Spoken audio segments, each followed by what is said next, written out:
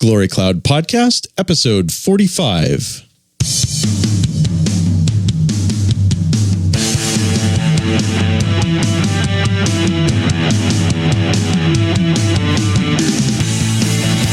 There's more of Chapter 3 of Images of the Spirit on tap this week.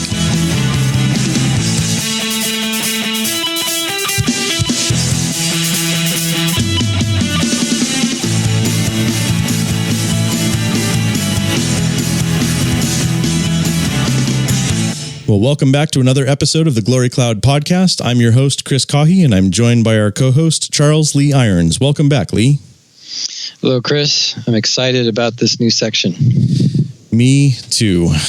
I will just run through quickly our regular housekeeping before we dive into our discussion. But if you haven't visited our show notes page, I encourage you to do so. It's at meredithklein.com/podcast. You can find resources that we've mentioned in the course of the episode. We would really appreciate it if you have not rated us yet on iTunes. 5-star is the best, and we would definitely appreciate that. If you have rated us and you know someone who hasn't, would you please encourage them to give us a 5-star rating on iTunes?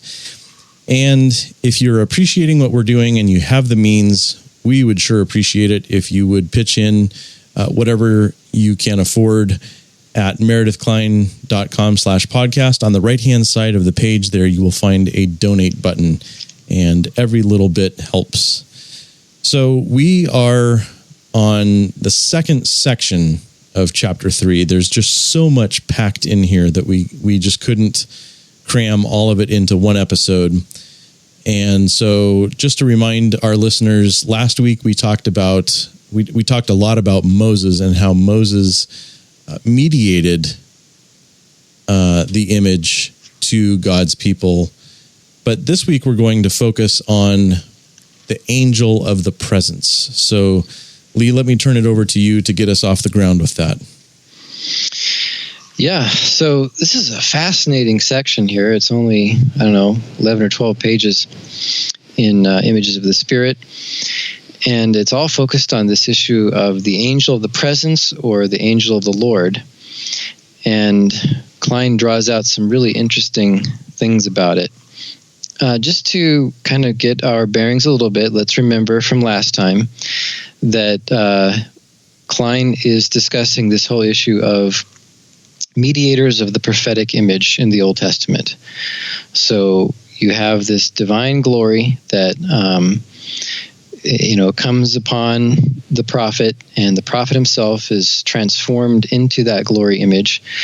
And then the prophet becomes a mediator of that divine image. And so last time he looked at Moses, and he argued that Moses, of course, he saw God face to face, and he then became a mediator of the divine image. He passed it on to Joshua. He took some of his glory and passed it on to Joshua, but also to the 70 elders. And so Moses is a type of Christ in being a mediator of the glory of God to the people of God, so that they are reproduced into the image of God. And now he's looking at the angel. The angel of the Lord is found throughout the Pentateuch, and also comes up quite a bit in the book of Judges. And the angel of the Lord is another mediator of the glory of God.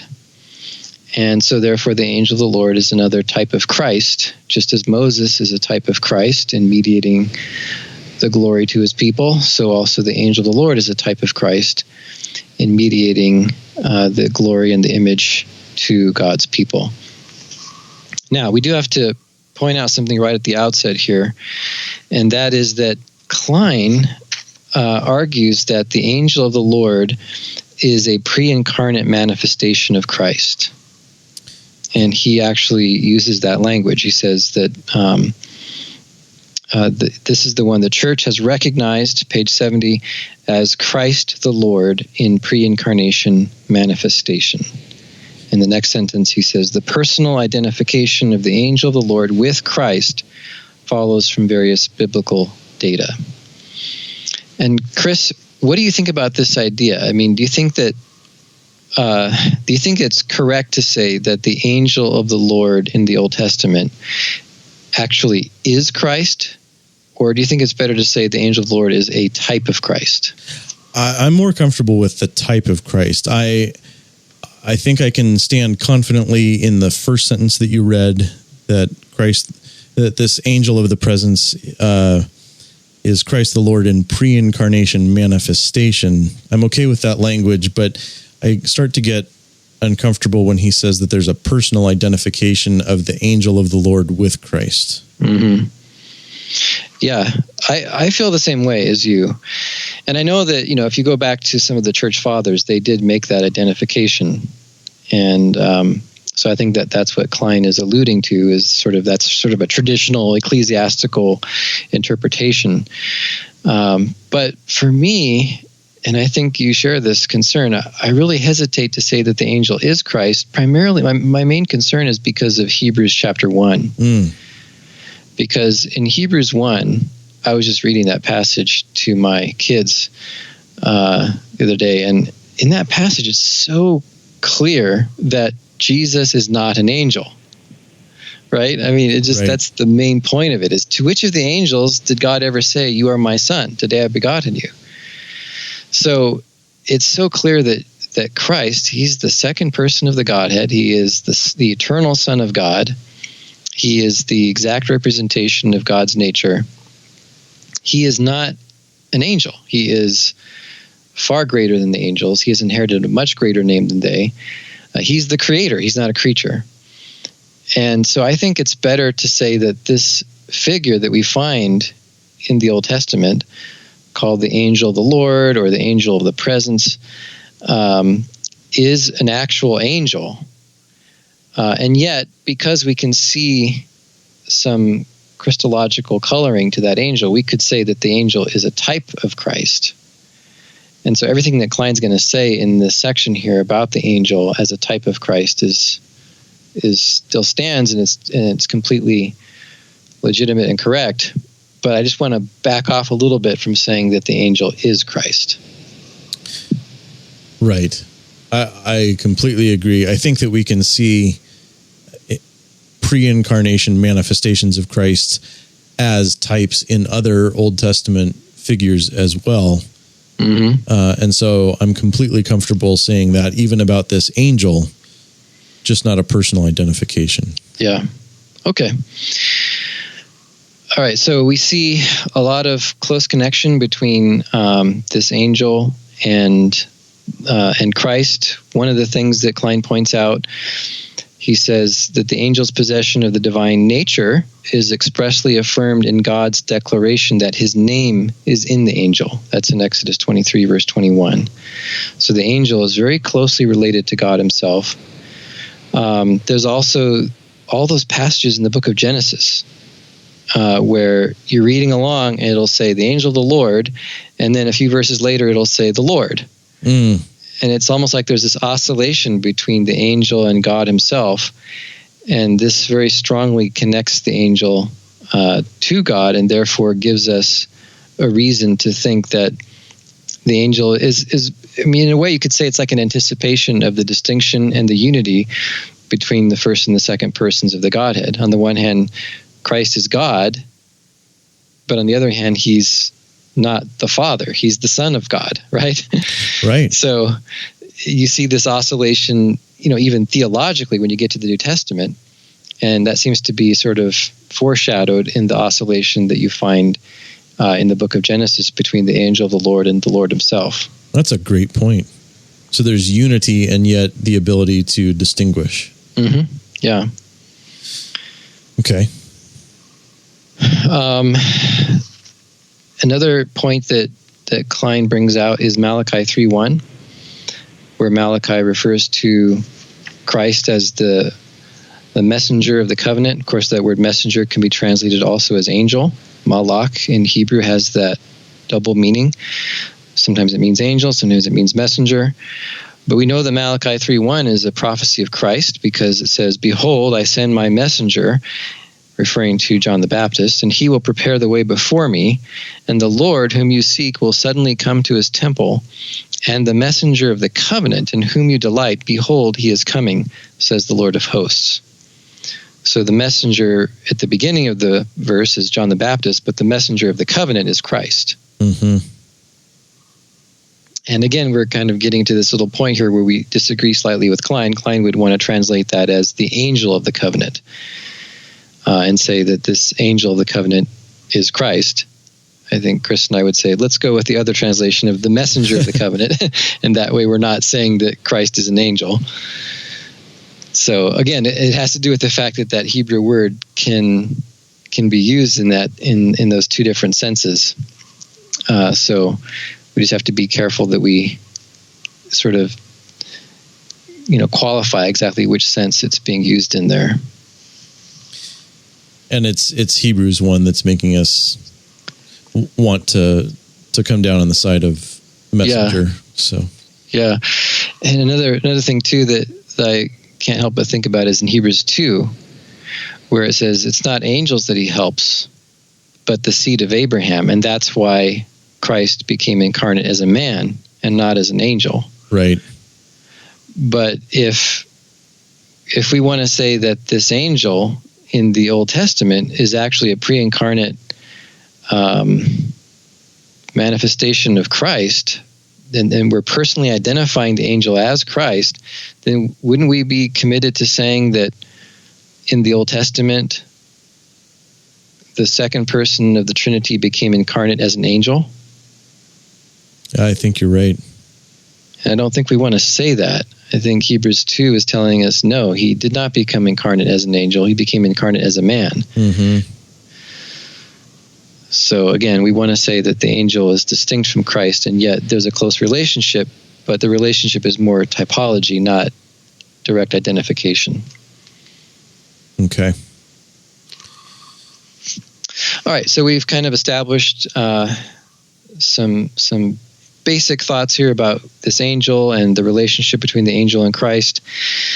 Now, what we want to get at is this next section here, where Klein makes a really interesting point, don't you think, Chris, about the two modes of the angel? This is amazing. And it took some real work and conversation to make sure that we felt like we had a grasp on what he was saying. Yeah. But it really is rich material. And again, this section here on the two modes of the angel, I don't think it actually hangs upon identifying the angel with Christ. In fact, it fits in perfectly with saying that the angel is a type of Christ. So, right. But let's see, I'm looking for the sentence that had stood out to me, but page 72. Yeah. Why don't you go ahead and read to us that paragraph on page 72? Okay, that paragraph doesn't contain the sentence that I was thinking of, but this is a critical paragraph. He says, the issue concerned two modes of divine manifestation. By the way, just to back up, the issue he's referring to there is this whole negotiation where Moses is asking God, if you're not going to go up with us, then I'm not going to go into the land. The whole negotiation that happens in Exodus chapter 33. Right. Yeah.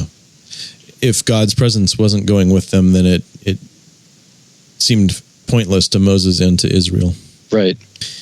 Okay, so that issue concerned two modes of divine manifestation.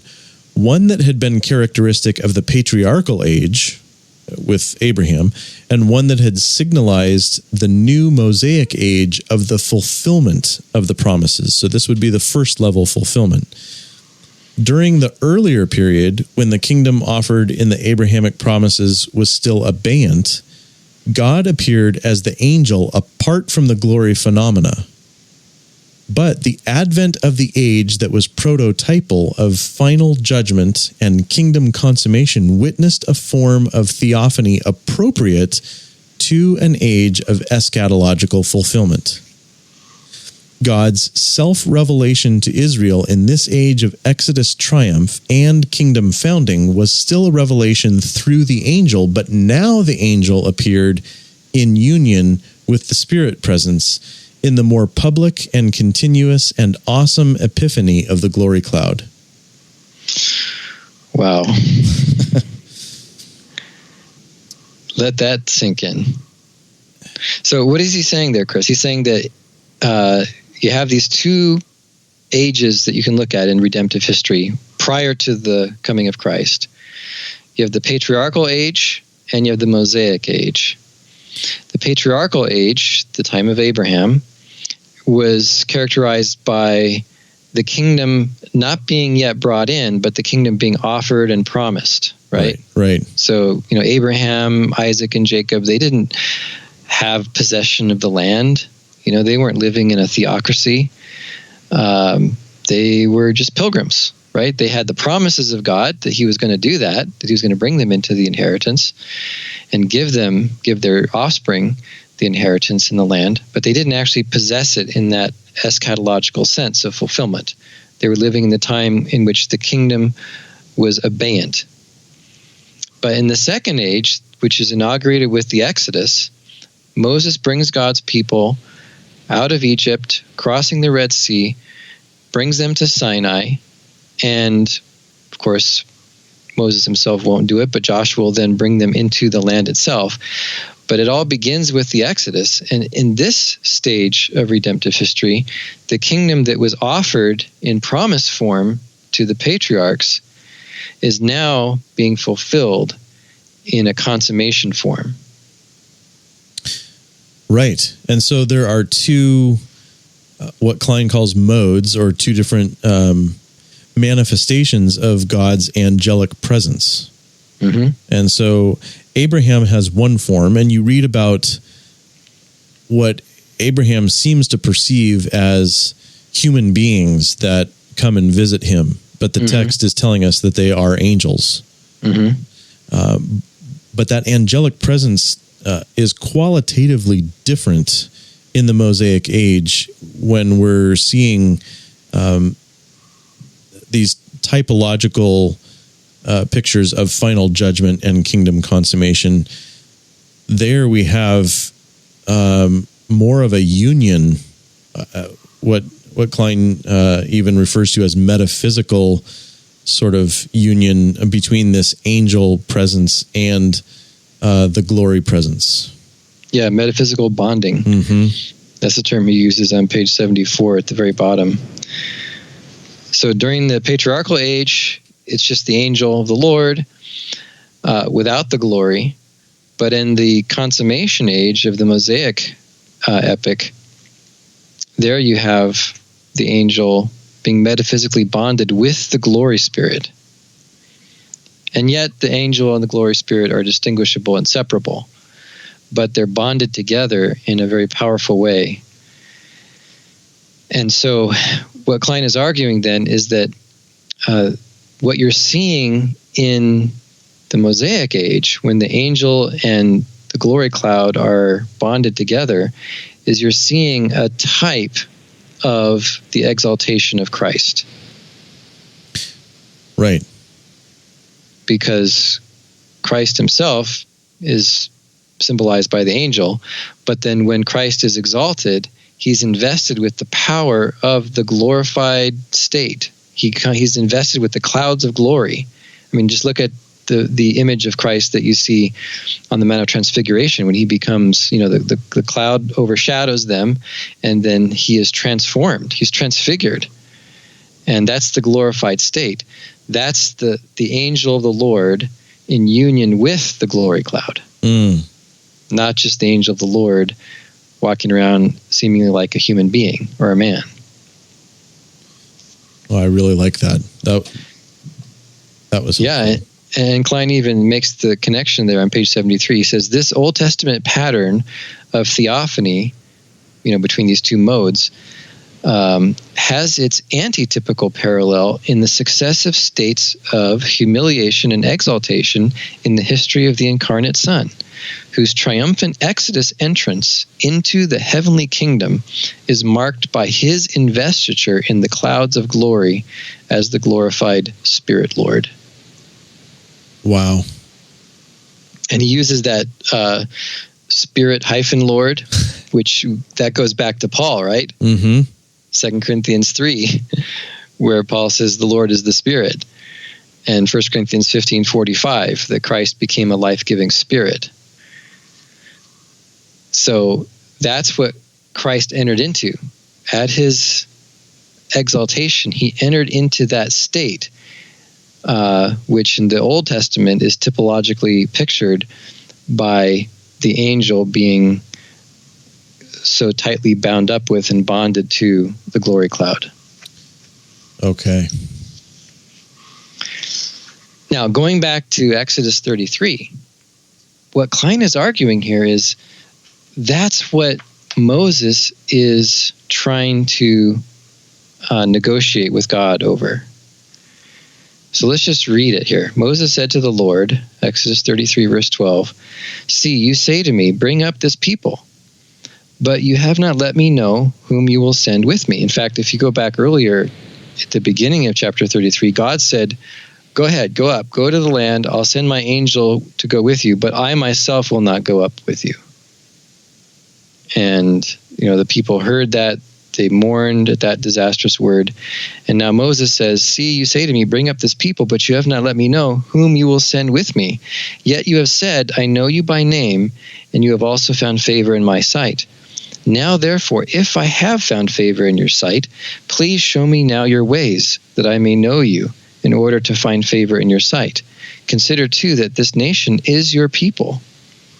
And he, that's the Lord, said, "My presence will go with you, and I will give you rest."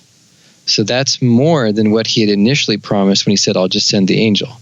Now he's saying, "My presence will go with you." Right. And then he said to him, that's Moses, replied to the Lord, "If your presence will not go with me, do not bring us up from here.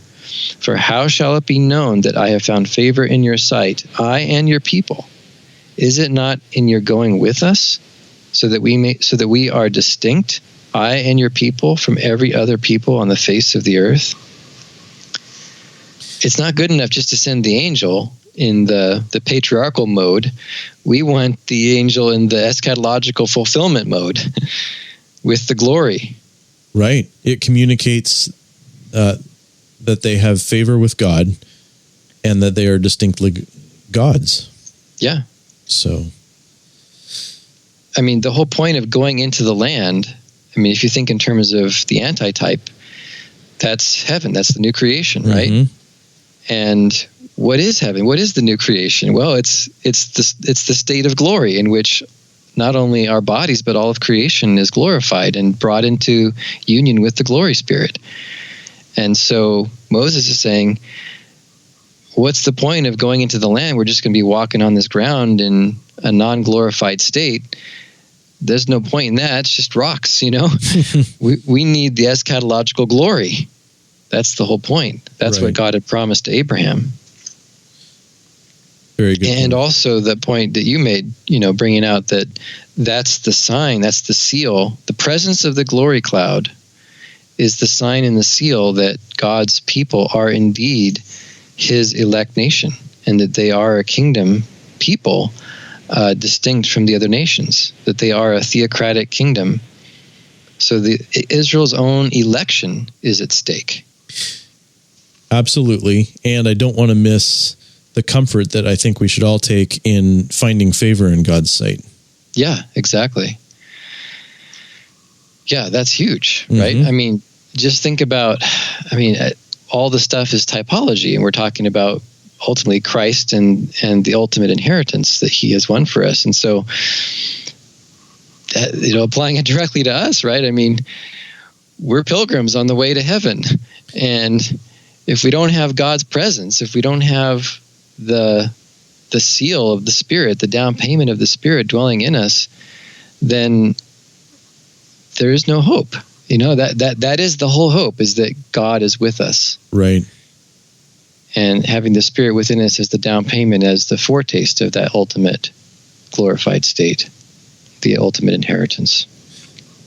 And I was thinking, as you were just saying that, Emmanuel. Yeah, that's right. We need God with us. But there's a problem here, because Israel is a sinful people. Right. right? I mean, that's what God said. He goes, look, I'll send the angel, but I myself will not go up with you, lest I consume you on the way, for you are a stiff-necked people. Exodus 33, verse 3. And what was it that prompted God to say that, to say, you're a stiff-necked people? Well, it's the previous chapter, Exodus 32, the whole incident of the golden calf. So when Moses is up in the mountain receiving the 10 commandments, receiving the covenant, the people are down below directly violating the terms of that covenant, making an idol and worshiping it and calling it the Lord. And so, of course, Moses had to intercede and say, don't destroy the people. Remember Abraham, Isaac, and Jacob and the promises that you made. And the Lord relented. But now, because they're a sinful people, that's why God is saying, look, I'll just send my angel, but my presence will not go with you. Right. I mean, there's a real sense that if his holy presence comes into too close a contact with this stiff-necked and rebellious people, it'll destroy them. Yeah. Just like it destroyed the Egyptians. Right. Back in Exodus 14, it talks about how the glory cloud came and positioned, itself and attacked. On the one side, it was protecting the people, but on the other side, it was destroying the Egyptians. And so here's the people of Israel, and they're now just as bad as Egyptians, worshiping, idols. And so that's why God says, I will not go up among you, lest I consume you on the way, just like I consumed the Egyptians. And so but the point is that this state of the angel of the Lord being bonded with the glory cloud is the state of eschatological consummation. And whenever you have that, you have the glory and the presence of a holy God, and that brings not only good things and new creation and heaven and inheritance for God's people, but it also brings judgment and wrath for those that are sinful.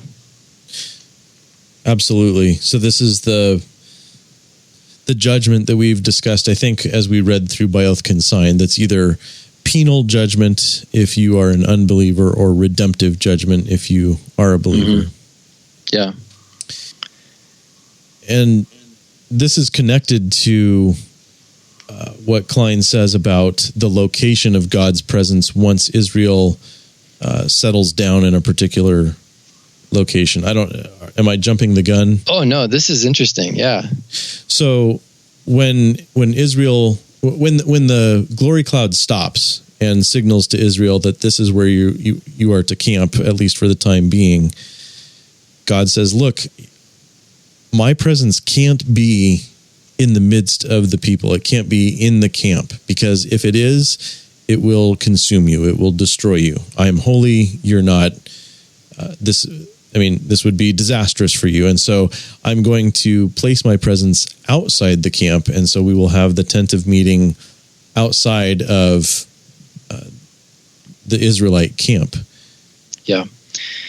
So what Klein argues is really interesting. He argues that in Exodus 33, we've been looking at this whole negotiation here.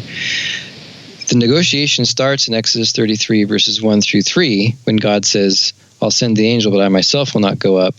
And then it continues in verse 12 when Moses says, look, I need you to go up. I need your presence to go up. But in between, in verses 4 through 11, there's a block of text that Klein argues is out of place chronologically.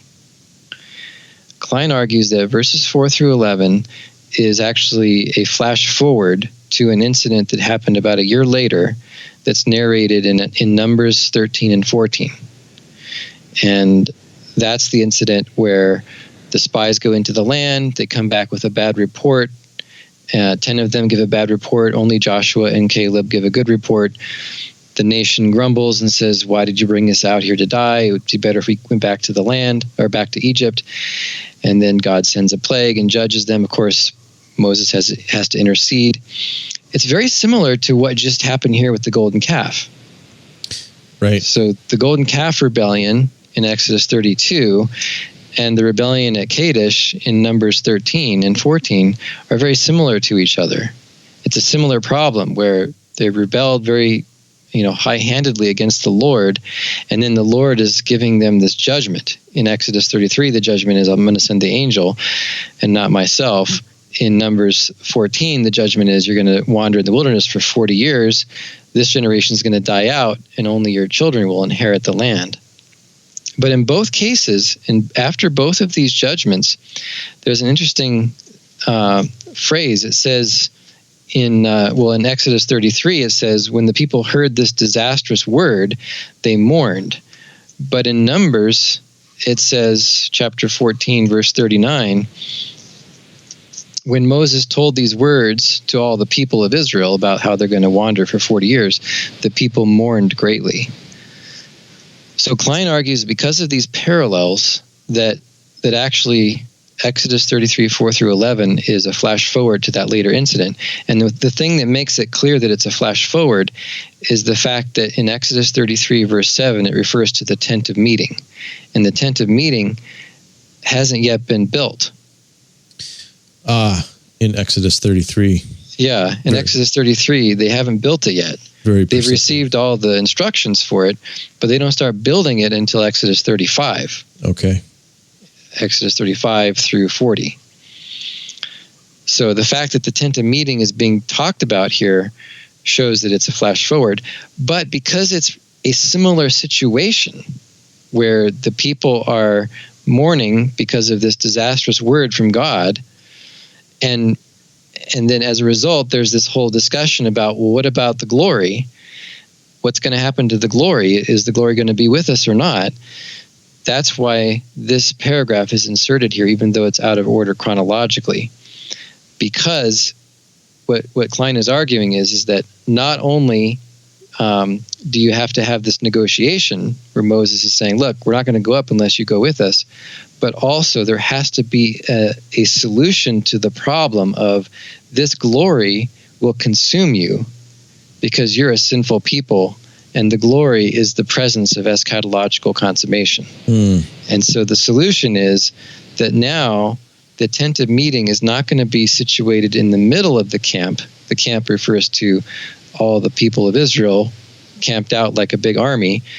It's not going to be, the tabernacle is not going to be in the middle of the camp. It's going to be outside the camp.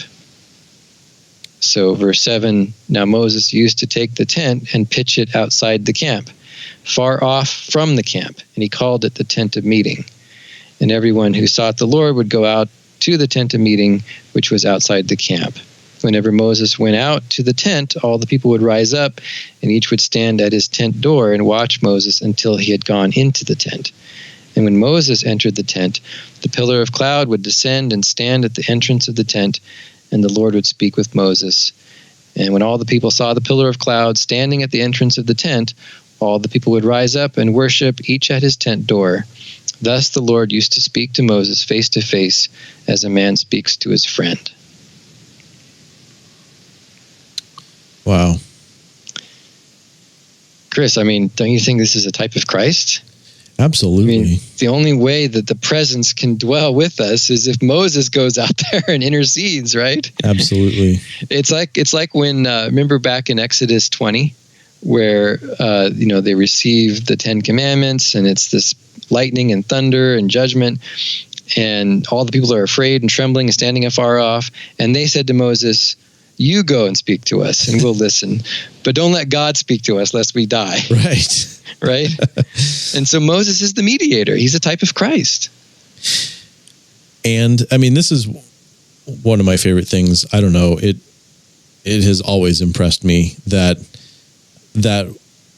Septuagint word for tabernacle is the verb that John uses when he says that the word became flesh and dwelt or tabernacled among us. Right. That's right. Now, God doesn't have to be located apart from us. He became one of us so that he could come and dwell with us. It's just phenomenal. Yeah. That is great. I'm glad you mentioned that. I mean, that verse is so wonderful. John 1:14, and the word became flesh and dwelt, tabernacled among us, and Next sentence, what does it say? And we beheld his glory. His glory. See? He mediates the glory to us. The glory would consume us. Yes, if it was right? naked glory, right? Yeah.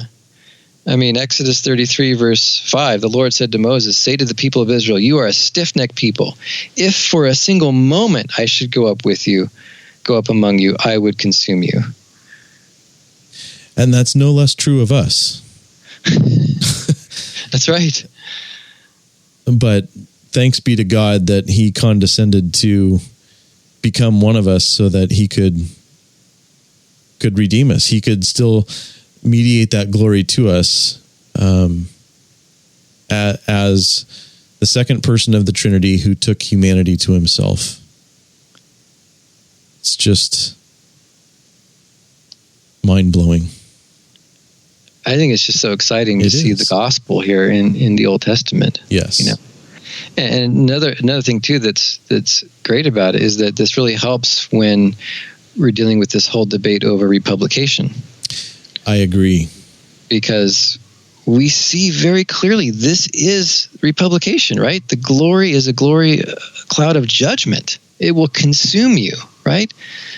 And why does it consume you? Because you're a stiff-necked people, because you're a rebellious people, because you don't keep the law. Even as Moses is getting the law, they're breaking it. And then when he comes down off the mountain, he throws the tablets to the ground and breaks them.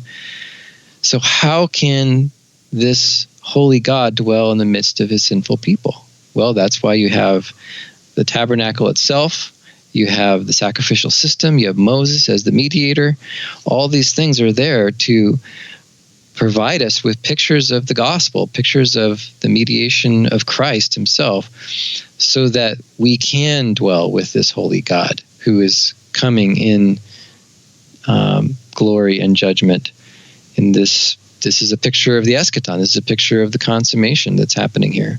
All the stuff that's going on in the book of Exodus, that's the coming of the kingdom of God in eschatological fullness. So it's not a surprise that there's a works principle there. That's what judgment is.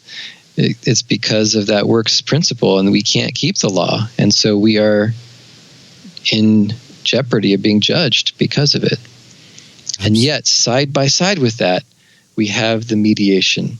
We have the way in which we can dwell with this holy God. Amen. That's so encouraging.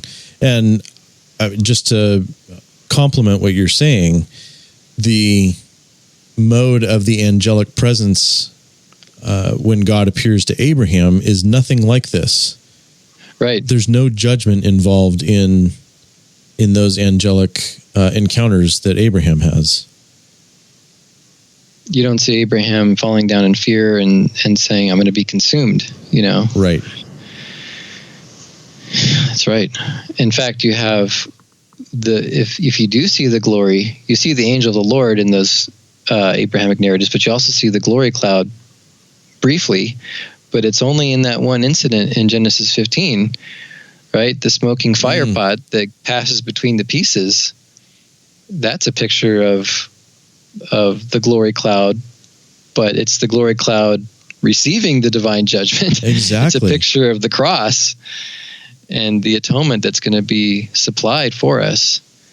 Christ himself is going to take the curse of the covenant, and then because of that, he's going to be invested with the glory spirit, and then he will communicate that to us so that we can receive it even though we're sinners. Absolutely. So it's as though in that Genesis 15 episode that God is saying, if I don't keep the promise that I've given to you, Abraham, may what has happened to these animal pieces here on the ground, may that happen to me. Mm-hmm. So he's taking the malediction, the curse of that oath on himself. Mm-hmm. And that is just the mirror opposite of what's going on with Israel here. Right. So that's pretty good evidence that the Mosaic covenant and the Abrahamic covenant are very different. Yes. Agreed. Otherwise, there would be no need for the intercession of Moses. True. That's true. And notice how Klein doesn't mention this explicitly, but the very fact that Moses is the one that's doing all this bargaining and negotiating and saying, if I have found favor in your sight, please show us, please come, we need your presence, that again is a picture of it's a type of Christ, because that's the only way we could get God to say, okay, I will go with you. My presence will go with you, is because of the mediation and intercession of Moses, of Christ. Yeah, that's very...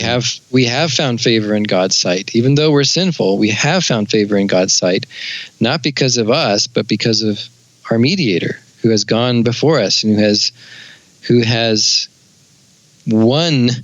He has purchased for us this right to have the presence of God go with us. Amen. And then the Lord even does it. He says, okay, all right. He says, you can't see my face, but here's a place in the rock, a cleft of the rock. I'll put you in there. I'll cover you with my hand until I pass by, and then I'll take away my hand and you shall see my back. So he gives Moses that. Of course, it's only a type and a shadow, and it's not the eschatological fullness, but he gives Moses the Spirit. He gives Moses the glory. That's right. There at the end of chapter 33. Yeah, the very end. And then again in chapter 34, he cuts 2 tablets of stone like the first ones that he broke. He rose early in the morning, went up on Mount Sinai, and then the Lord descended in the cloud and stood with him there and proclaimed the name of the Lord. The Lord, a God merciful and gracious, slow to anger, and so on. So again, he has another incident there, almost like Christ on the Mount of Transfiguration. Another incident of revealing himself, revealing his name to Moses. So in all these points here, Moses is clearly a type of Christ. Receiving that revelation, receiving that presence, receiving the glory, and then coming down off the mountain and transferring it to us and giving us the opportunity to have it as well.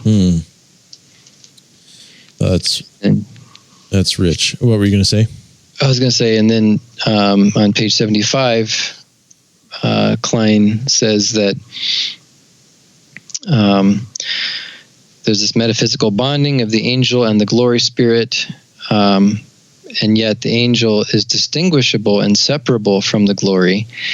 And then he says, top of page 75, now we can refine our earlier observation. The basis for the prophet identity of the angel is found in this relationship of the angel to the glory spirit. What relationship? A relationship in which the angel belongs to the glory, but is also sent forth from the glory to the covenant people. And so this is, again, a type of Christ, because he, and you see with Moses as well, right? Because he's this mediator, he's the only one that can go up into the mountain. He's the one that receives the revelation of God himself, not face to face, but at least his back parts and the glory and the presence being revealed to him. But then when he comes down off the mountain, he's shining with that radiant glory. Right. But then he comes down off the mountain and he comes to the people. So he belongs to the glory, but he's also sent forth from the glory to the covenant people. So what Klein is getting at then is this idea of metaphysical bonding and yet distinct. And the distinction is needed in order to be the mediator, so that he can then be sent forth as the messenger of the covenant to God's people. Okay. Which we see with the other prophets as well. I mean, that's right. Yeah. That same pattern of being caught up into the divine counsel. Right. And then sent forth. Yeah, and that's what Klein deals with in the next section here, beginning on page 75 for the next 3 or 4 pages, where he talks about the angel as a prophet. The angel has all these qualities that basically are prophetic, right? I mean, like a prophet, the angel stood in the divine council Right. We know that because this goes back to a few episodes before where Klein says, what happens when you go into the glory cloud? Well, from the outside, it just looks like a cloud, but when you go inside, you're entering into the divine council with God on his throne and all the angels around. So the angel is an integral part of the glory spirit. We even see this in Exodus itself, way back at the beginning of the book in Exodus 3. Remember Moses sees the burning bush? Mm-hmm. And then, so there's the cloud, right? There's the glory spirit, but then the angel of the Lord is the one that speaks to him from out of the cloud, from out of the fire. Right. Moses was keeping the flocks. He came to the mountain of God, and it says, the angel of the Lord appeared to him in a flame of fire out of the midst of a bush. So the angel is connected to the glory. So the angel stood in the divine council like a prophet.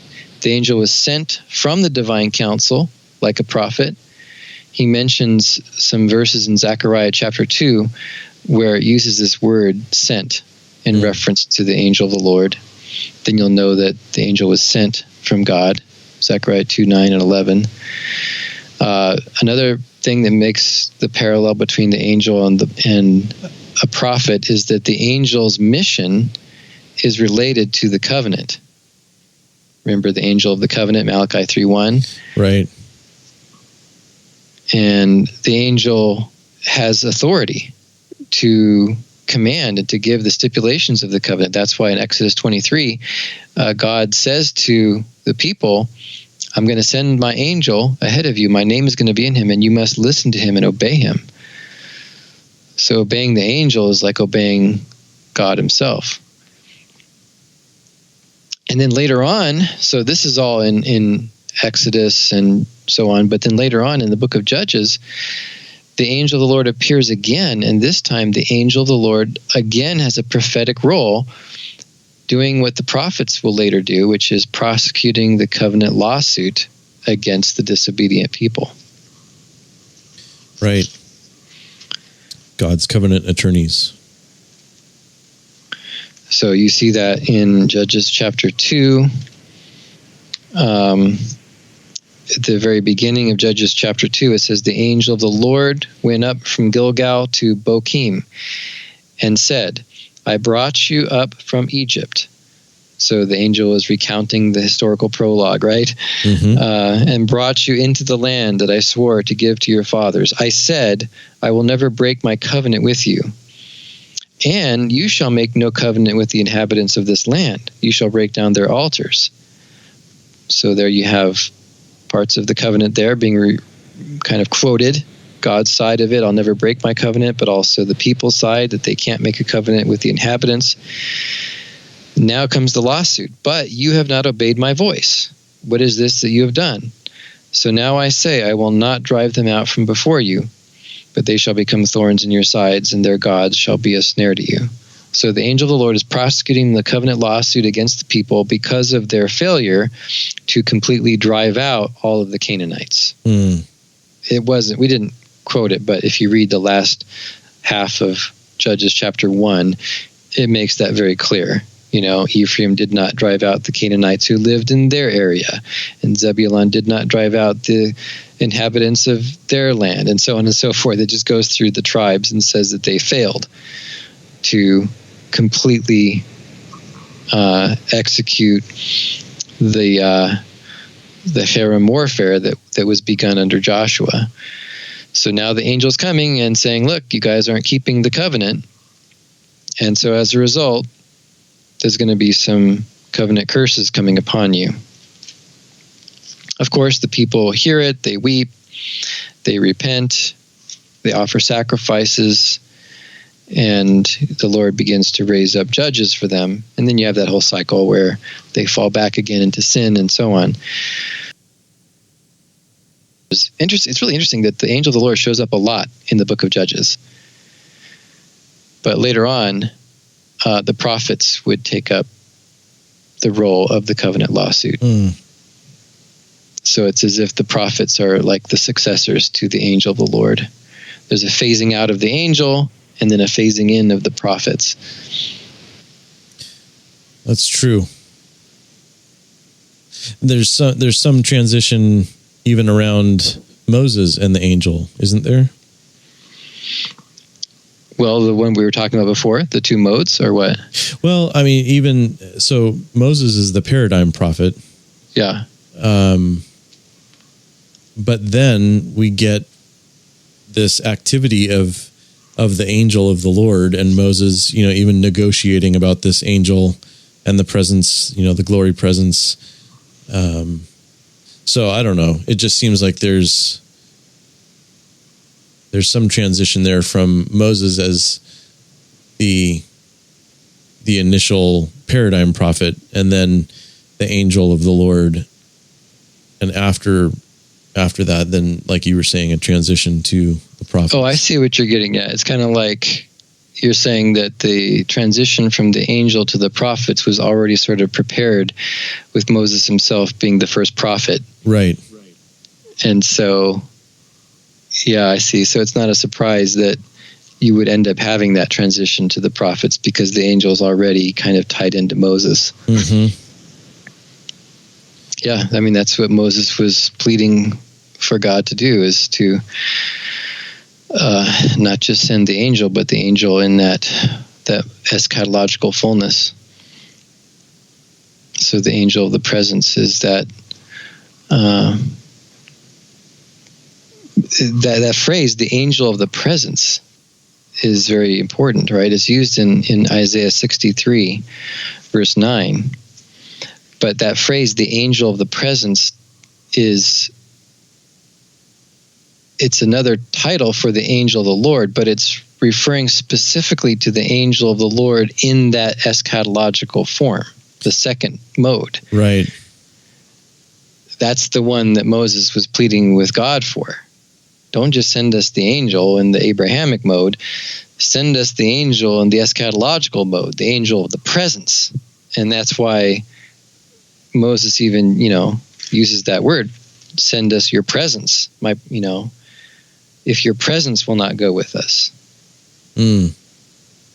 So the angel of the presence is the angel of the Lord in that metaphysical bonding with the glory cloud. And essentially it's the same thing as what Moses got a chance to see, even though he only saw the back parts. He was seeing the angel of the presence in that eschatological transfigured state. That's and incredible. then he comes down off the mountain. His face is also radiant. Exodus 34 verse 29, and his face is shining, and the people are back in Exodus 33 verse 10. The people are standing at the entrance of their tents, each at his tent door, and watching Moses and seeing that glory. So this ties into the whole concept of the angel as the mediator of the image. The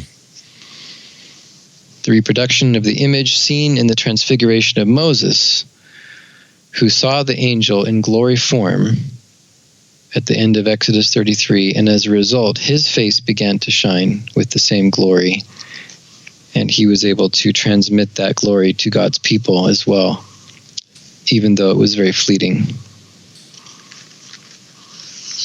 And then just to wrap up, in this section here, Klein also talks about that interesting passage in Judges 13 where Manoah and his wife have this encounter with the angel of the Lord, but they refer to the angel of the Lord as a man of God. And that title, a man of God, is, of course, a title for a prophet. Right. In fact, Moses is called the man of God in Deuteronomy 33:1. And so Klein is suggesting here, why did Manoah's wife call the angel a man of God? Well, it's because she was familiar with the story of Moses' transfiguration when he saw the angel in the second mode, the glory form, and he was transfigured as a result. And since Moses was a prophet, and therefore he could be referred to as the man of God because he's like God, because of his transfiguration to the image of God, that's why Manoah's wife could refer to the angel as a man of God. Because the angel has a prophetic quality to it. I don't know, it's kind of a stretch, but it's an interesting little argument there. It is. You know, and you do have to ask yourself, why is the angel called a man of God? You know? So it's just something to think about when you read through that whole chapter is very interesting. And then, of course, it's all about the birth of Samson and how Manoah's wife is going to bear a child. She was barren, but she's going to have this son who is Samson. Of course, you have all this Christological typology going on there. So, again, this is all a type of Christ. And then, lastly, just to wrap up, Zechariah chapter 3. This is how Klein works. He just jumps around. So we go from Exodus 33 to Judges 13 to Zechariah 3. But Zechariah 3 is interesting because that's the one where, again, the angel of the Lord shows up. But in this case, the angel of the Lord's job is to be the one who is supervising this whole process of taking away the filthy garments of Joshua the high priest and clothing him with pure vestments and putting a clean turban on his head. But all of this is happening in the presence of the angel of the Lord. It says that Joshua was standing before the angel of the Lord. And again in verse 5, the angel of the Lord was standing by. And so Klein is, what he's saying here is that, look, the angel of the Lord has this role. Okay, it's similar to Moses' role of mediating the divine image. And again, remember, for Klein, the idea of clothing and the idea of image are just interchangeable, right? Right. Going back to previous chapters of images of the Spirit, the vestments of Aaron and all that. So his conclusion here is that, I'll just quote here from page 81, the Old Testament thus assigns to the angel of the Lord a mediatorial role in the recreation of image bearers of the glory spirit when it is presenting the redemptive truth under the imagery of both the parallel model of priestly investiture and prophetic charism. So priestly, remember the Joshua here is the high priest, so the vestments that are being put on him, these are the same vestments that we talked about in chapter 2 of images of the Spirit, going back to Aaron and his vestments. And so the angel of the Lord has this mediatorial role, which is a picture of Christ in his role, in which he invests us with the glory spirit, and he recreates us into the image of God, which includes not only the judicial and the ethical, but also the physical transformation. All right, so tough section of images of the Spirit, but we got through it. Whew, that was a workout. There's a lot there. It's rich stuff. But it's just so wonderful to see how Christ is there, how the gospel is there, and it just gives us so much rich biblical theological meat to really feast upon.